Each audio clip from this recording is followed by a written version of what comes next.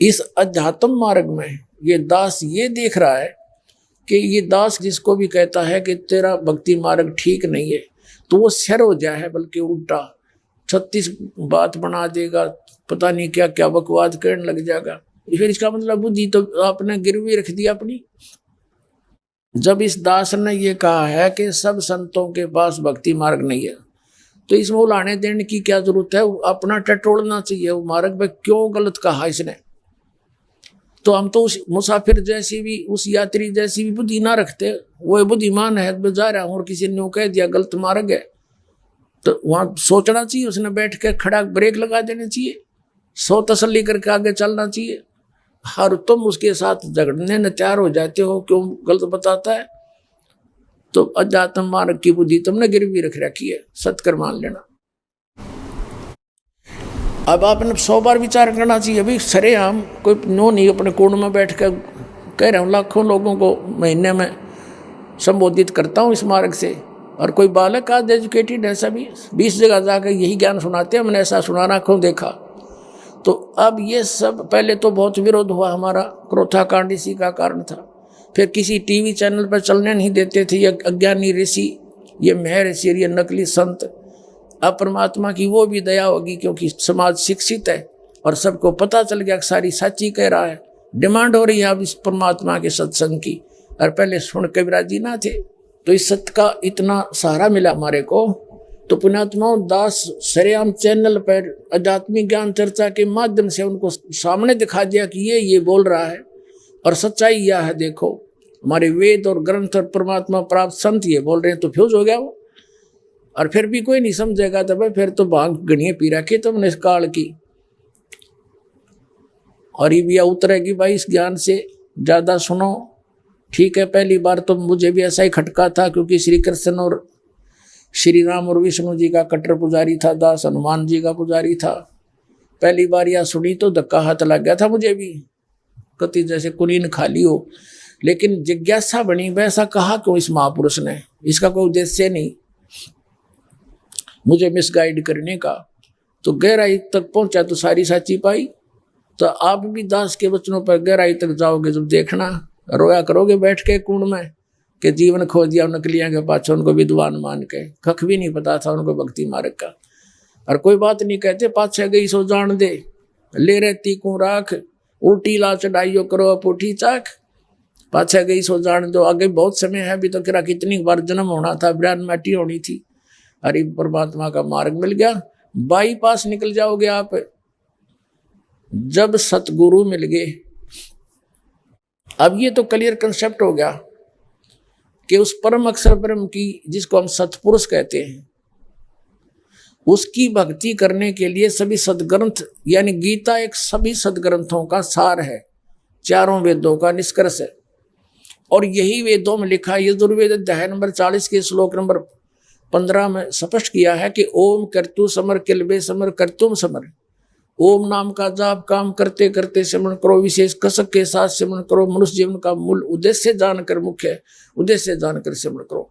गीता जी अध्याय नंबर 8 के श्लोक नंबर 13 में गीता ज्ञानदाता कहता है कि मेरा एक ओम अक्षर है, नथिंग एल्स। ओम इति एकाक्षरम ब्रह्म विवारण मामनु समरण ये प्रियाति तजन देहम सयाति परमाम गतिम। मुझ ब्रह्म का केवल एक ओम मंत्र है, एक अक्षर ओम है, नथिंग एल्स। और इससे जो परम गति होती है वो मेरे वाली परम गति है।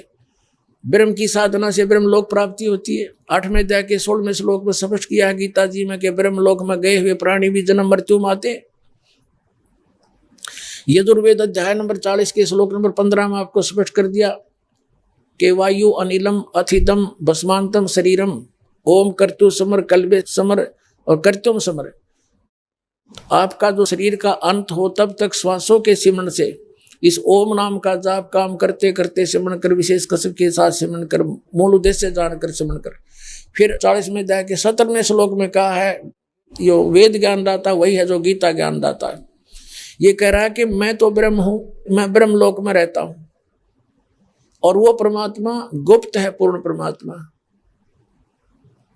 वो प्रोक्ष है, वो तो गुप्त रहता है ऊपर सूर्य मंडल में, यानी तेजों में लोक में रहता है, और मैं ब्रह्म हूं। तो इसे सिद्ध हो गया कि दो भगवान वेदों प्रमाण है। तो पूर्ण परमात्मा की भक्ति वेद भी कह रहे हैं। 40वें अध्याय के यजुर्वेद के 10 से लेकर 13 में स्पष्ट किया है कि उस परमात्मा के बारे में वेद ज्ञानदाता कहता मैं भी कंप्लीट नॉलेज नहीं रखता, इसलिए नेति नेति बोल देते हैं वेदों में लास्ट में कि इतना ही नहीं है जो हम बता चुके हैं। उसके लिए स्पष्ट कर दिया कि उसके लिए तो तत्वदर्शी संतों को खोजो, वो बताएंगे।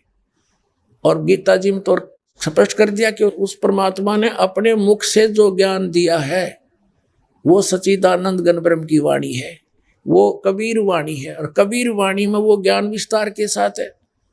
तो वो कबीर वाणी को भी दास ने समझा, ये कबीर पंथी नहीं समझ सके, इनके पास सतनाम नहीं, इनको कख भी नहीं पता सतनाम का पूरे कबीर पंथ में। ये दास गारंटी के साथ कहता है। तो ये कहाँ ले जाएंगे, कहाँ जाएंगे, क्या समझाए न भगवान के विधान को। आप भी नरक में जाएंगे और इन भोली आत्माओं को भी नरक में ले जा रहे हैं। तो इसलिए परमात्मा ने 600 वर्ष पहले कहा था। धर्मदास जब चिंतित हो गया, धर्मदास जी को परमात्मा ने कहा कि धर्मदास तेरी 5वीं पीढ़ी तक तो ये नाम और ज्ञान चलेगा। 5 नाम का नाम दिए थे परमात्मा। जो दास आपको देता है प्रथम मंत्र में, वो बीच बीच के 5 नाम देने का आदेश था। ये सतनाम और सारनाम गुप्त रखना था अब तक। धर्मदास मेरी लाख दुहाई, ये मूल ज्ञान की तबार ना जाई। अब इस मूल ज्ञान को छुपा के रखना जब तक ये वो समय नहीं आ जाए 5505। ये 5500 वाला समय अब चल रहा है पुनः। तो धर्मदास चिंतित हो गया कि परमात्मा आप कह रहे हो कि 6ठी पीढ़ी में जो मेरा वंश से जाएंगे वो भ्रमित हो जाएंगे ज्ञान से, और ये ज्ञान नहीं रहेगा, ये नाम नहीं रहेगा। तो मेरे परिवार आप कह रहे हो 42 वंश मुझे दे दिए आपने, उनका उद्धार कैसे होगा। घना चिंतित हो गया, घना दुखी हो गया, आत्मा तो रोने लग गया। तो परमात्मा ने कहा था तू चिंता ना करे, जब ये 12 पंथ चल लेंगे ना काल के, 12 पंथ काल चला होगा मेरे नाम तय। 12वां पंथ गरीबदास का पंथ होगा, छुड़ानी वाले का। 1774 में उसका जन्म होगा। मेरे ही कारण वो पंथ चलेगा कि उसके माध्यम से मैं अपनी महिमा की वाणी को पुनः प्रकट कराऊंगा। तो परमात्मा ने कहा था कि मैं उस गरीबदास वाले पंथ में आगे चल के 5505 में यह बात मेरी सच्ची होगी जो आज बता रहा हूं। मैं आऊंगा गरीबदास वाले पंथ में, और भाई फिर सब पंथों को खत्म कर दूंगा, ऐसा ज्ञान सुनाऊंगा, ये मूल ज्ञान जो छुपा रखा है। और पूरा विश्व ही आएगा मेरी शरण में, फिर तेरे वंशज भी पार हो जाएंगे और हजारों वर्षों तक ये ज्ञान चलेगा, फिर समाप्त नहीं होगा। तब धर्मदास का दिल डटा था कि परमात्मा बड़ी दया करी आपने, आप आओगे तो फिर तो पार हो ही जाओगे। तो वो दास भेज दिया परमात्मा ने, खुद ना आता है, ज्ञान वही का वही है और परमात्मा हमारे साथ है और नाम यही है। तो पुण्यात्माओं, सतनाम है 2 अक्षर का, जो आपको द्वितीय बार दिया जाता है, जिसमें एक ओम मंत्र है, एक गुप्त है, तत् जो नाम लेता उसको बताया जाता, और तीसरा फिर सारनाम है। फिर ये तीनों मिलकर के एक ही मंत्र बन जाएगा लास्ट में। इनकी विधि 3 प्रकार से होगी, ओम तत् सत, और इससे मोक्ष होगा। ये विश्व में किसी के पास नहीं। अब इस दास से कोई ये तीनों नाम प्राप्त करके कोई दुष्ट आत्मा अपना न्यारा कोई डमडमा खोल लेगा तो वो सबसे बड़ा दुश्मन होगा, क्योंकि एक तो वो अधिकारी नहीं, लाइसेंस बनवाते हैं या पासपोर्ट बनवाते हैं विदेश जाने के लिए, स्वदेश आने के लिए, और वो भी कोई डुप्लीकेट बना देता तो यहीं पिटाई होती है, यहीं जेल जाना पड़ता है, सजा होती है। और हमने जाना सतलोक वो डुप्लीकेट बना रहा, तो उनसे भी सावधान रहना आपने। ये सत्कर मान लेना, इस विश्व में इस दास के अतिरिक्त ये मंत्र किसी के पास नहीं है, ना कोई अधिकारी है, और इस बिना मोक्ष नहीं होगा।